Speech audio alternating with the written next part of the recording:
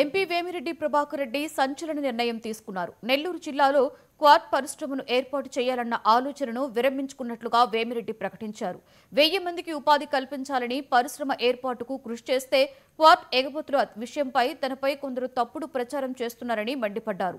400 కోట్ల రూపాయలు పెట్టుబడి పెట్టి ఆ మేరకు పనులు చేద్దామని ప్రభుత్వాన్ని అడిగినట్లుగా ఆయన తెలిపారు.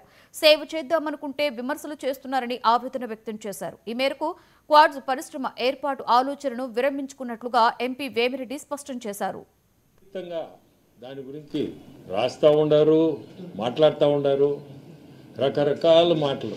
సో దాన్ని ఈరోజు ఇప్పుడు వరకు నేను ఒక మంచి పని చేస్తున్నాను, ఒక ఫ్యాక్టరీ పెట్టాలనే ఉద్దేశంతో ఈ క్వాడ్స్ది మన గవర్నమెంట్ రాగానే కూటమి ప్రభుత్వం ఒక ఫ్యాక్టరీ పెడతాం నెల్లూరు జిల్లాలో. మనం దాదాపు ఒక 1000 మందికి ఉపాధి కల్పించగలుగుతాం.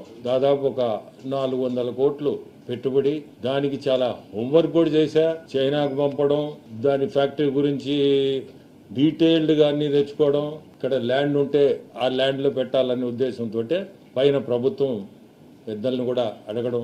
వాళ్ళు నాకు చెప్పింది ఒకటే, కూటమి ప్రభుత్వం, ముఖ్యమంత్రి కానీ లోకేష్ బాబు కానీ కూటమి ప్రభుత్వం ఇల్లీగల్ మైనింగ్ కానీ ఇటువంటి ఏది కూడా చేయకూడదు. ఫ్యాక్టరీ పెడితే మంచిదే. ఎందుకంటే ఈ క్వాడ్స్ మనది చైనాకు పంపిస్తాం. చైనాలో దాన్ని ఏం చేస్తున్నారంటే హై ప్యూరిటీ క్వాడ్ శాండ్ తయారు చేసి సోలార్ ప్యానెల్స్ కి క్రూసిబుల్స్ తయారు చేసేదానికి వాడుతున్నారు. అదేదో మనం ఇక్కడనే పెడితే మనం ఇక్కడ ఆ ఫ్యాక్టరీ కూడా ఇప్పుడు ఎక్కడ లేదు. ఇంకా రా మెటీరియల్ వచ్చి మనకి సైదాపురం ఆర్ ఈ పొదలకూరు ఈ ఏరియాలో రా మెటీరియల్ దొరుకుతుంది. సో మనము కన్వీనియంట్గా విదౌట్ ఎనీ ఇల్లీగల్ యాక్టివిటీస్ చేయాలనే ఉద్దేశంతో హోంవర్క్ చేశాను.